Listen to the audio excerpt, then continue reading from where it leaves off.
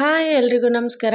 ಇವತ್ತು ಅಂಗನವಾಡಿಯಲ್ಲಿ ಕೊಡುವಂಥ ಪುಷ್ಟಿ ಪೌಡರ್ನ ಬಳಸಿ ಹಾಗೆ ಅಂಗನವಾಡಿಯಲ್ಲಿ ಕೊಡುವಂಥ ಬೆಲ್ಲ ಹಾಲಿನ ಪೌಡರ್ನ ಬಳಸಿ ನಾನು ಈಸಿಯಾಗಿ ಮತ್ತು ಸಿಂಪಲ್ಲಾಗಿ ಬಿಸ್ಕೆಟ್ನ ಮಾಡಿದ್ದೀನಿ.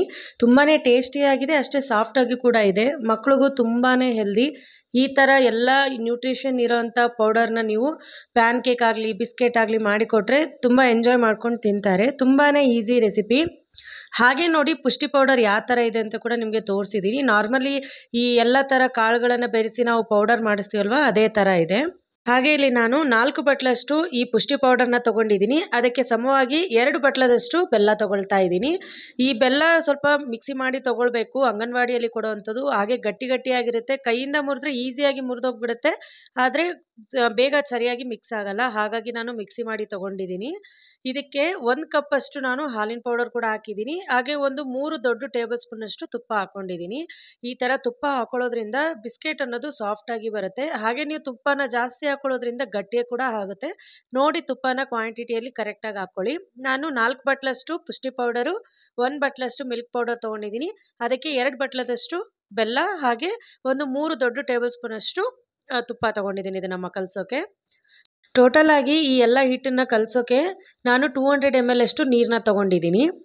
ಅಷ್ಟೇ ಸಾಕಾಗುತ್ತೆ. ತುಂಬಾ ಸಾಫ್ಟಾಗಿ ಈ ಚಪಾತಿ ಹಿಟ್ಟು ಥರ ತೊಯ್ಸ್ಕೊಳ್ಳೋ ಅವಶ್ಯಕತೆ ಇಲ್ಲ. ನೀವು ಒಂದು ವೇಳೆ ಆ ಥರ ಏನಾದರೂ ತೊಯ್ಸ್ಕೊಂಡ್ರೆ ಬೇಕ್ ಮಾಡಬೇಕಾದ್ರೆ ಗಟ್ಟಿಯಾಗಿ ಬರುತ್ತೆ ಬಿಸ್ಕೆಟು. ಹಾಗಾಗಿ ನೋಡಿ ಸ್ವಲ್ಪ ಸ್ವಲ್ಪನೇ ನೀರು ಹಾಕ್ಕೊಳ್ತಾ ಹಿಟ್ಟನ್ನ ಚೆನ್ನಾಗಿ ಕಲಿಸ್ಕೊಳ್ಳಿ. ನಾನಿಲ್ಲಿ ನಿಮಗೆ ಯಾವ ಥರ ಇರಬೇಕು ಈ ಬಿಸ್ಕೆಟ್ನ ಹಿಟ್ಟು ಅನ್ನೋದು ತೋರಿಸ್ತೀನಿ. ಈ ಥರ ಉಂಡೆ ಕಟ್ಟಿದರೆ ಈಸಿಯಾಗಿ ಉಂಡೆ ಆಗಬೇಕು. ಆ ಥರ ಹಿಟ್ಟು ಫಾರ್ಮ್ ಆದರೆ ಸಾಕು, ಇದು ಬಿಸ್ಕೆಟ್ ಮಾಡೋಕ್ಕೆ ರೆಡಿಯಾಗಿದೆ ಅಂತ ಅರ್ಥ. ನೋಡಿ ಈ ಥರ ಕರೆಕ್ಟಾಗಿ ಉಂಡೆ ಥರ ಆಗ್ತಾ ಇದೆ. ಈಗ ಎಲ್ಲ ಚೆನ್ನಾಗಿ ಒಮ್ಮೆ ಕೆಳಗಡೆಯಿಂದ ಹಿಟ್ಟನ್ನೆಲ್ಲ ಚೆನ್ನಾಗಿ ಕಲಿಸ್ಕೊಂಬಿಡಿ.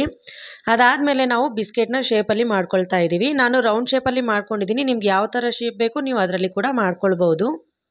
ಹಾಗೆ ಎಲ್ಲ ಬಿಸ್ಕೆಟ್ನು ಒಂದೇ ಅಳತೆಯಲ್ಲಿ ಬರಲಿ ಅಂತ ನಾನು ಒಂದು ಸ್ಪೂನ್ನ ತೊಗೊಂಡು ಅದರಿಂದ ಮಾಡ್ಕೊಳ್ತಾ ಇದ್ದೀನಿ. ಈ ಥರ ರೌಂಡ್ ಬಾಲ್ ಮಾಡಿಕೊಂಡು ಈ ಥರ ಪ್ರೆಸ್ ಮಾಡಿದರೆ ಸಾಕು, ರೌಂಡ್ ಶೇಪಲ್ಲಿ ಆಗುತ್ತೆ. ನಿಮಗೆ ಯಾವೆಲ್ಲ ಶೇಪಲ್ಲಿ ನೀವು ಮಕ್ಕಳಿಗೆ ಅಟ್ರ್ಯಾಕ್ಟ್ ಮಾಡಬೇಕು ಅಂತ ಯಾವ ಶೇಪಲ್ಲಿ ಬೇಕಾದರೂ ನೀವು ಈ ಬಿಸ್ಕೆಟ್ನ ರೆಡಿ ಮಾಡ್ಕೊಳ್ಬೋದು. ನಾನು ರೌಂಡ್ ಶೇಪಲ್ಲಿ ಮಾಡಿದ್ದೀನಿ. ಹಾಗೆ ಸ್ಟಿಕ್ ಥರ ಕೂಡ ಮಾಡಿದ್ದೀನಿ. ಅದು ನಿಮಗೆ ಮುಂದೆ ತೋರಿಸ್ತೀನಿ ಯಾವ ಥರ ಮಾಡಿದ್ದೀನಿ ಅಂತ. ಈಗ ಇದನ್ನು ನಾನು ಓವೆನ್ನಲ್ಲಿ ಬೇಕ್ ಮಾಡ್ತಾ ಇದ್ದೀನಿ. ಟೆಂಪ್ರೇಚರ್ ಬಂದು 200 ಡಿಗ್ರಿ ಸೆಲ್ಸಿಯಸ್ಸು. 15 ಮಿನಿಟ್ಸ್ ಇದನ್ನು ನೀವು ಬೇಕ್ ಮಾಡಿಕೊಂಡ್ರೆ ಸಾಕು, ಬಿಸ್ಕೆಟ್ ಅನ್ನೋದು ರೆಡಿಯಾಗಿರುತ್ತೆ.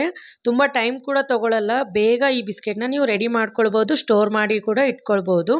ಈ ಪ್ಯಾನ್ ಕೇಕ್ ಆಗಲಿ ಬೇರೆ ಯಾವುದೇ ಥರ ಸ್ವೀಟ್ ಮಾಡಿಕೊಂಡ್ರು ತುಂಬ ದಿನ ಸ್ಟೋರ್ ಮಾಡೋಕ್ಕಾಗಲ್ಲ. ಈ ಥರ ಬಿಸ್ಕೆಟ್ ಮಾಡಿಕೊಂಡ್ರೆ ನೀವು ಎಷ್ಟು ದಿನ ಆದರೂ ನೀವು ಸ್ಟೋರ್ ಮಾಡಿ ಇಟ್ಕೊಳ್ಬೋದು.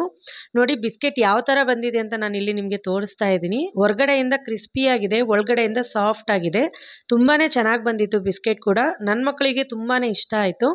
ಹಾಗೆ ಇನ್ನೊಂದು ಥರ ಸ್ಟಿಕ್ ಥರ ಮಾಡಿದ್ದೀನಿ ಅಂತ ಹೇಳಿದ್ನಲ್ವ, ಈ ಥರ ಲಟ್ಟಣಿಗೆಯಿಂದ ಲಟ್ಟಿಸಿ ನೀವು ಇದನ್ನು ಬೇಕ್ ಮಾಡ್ಕೊಳ್ಬೋದು.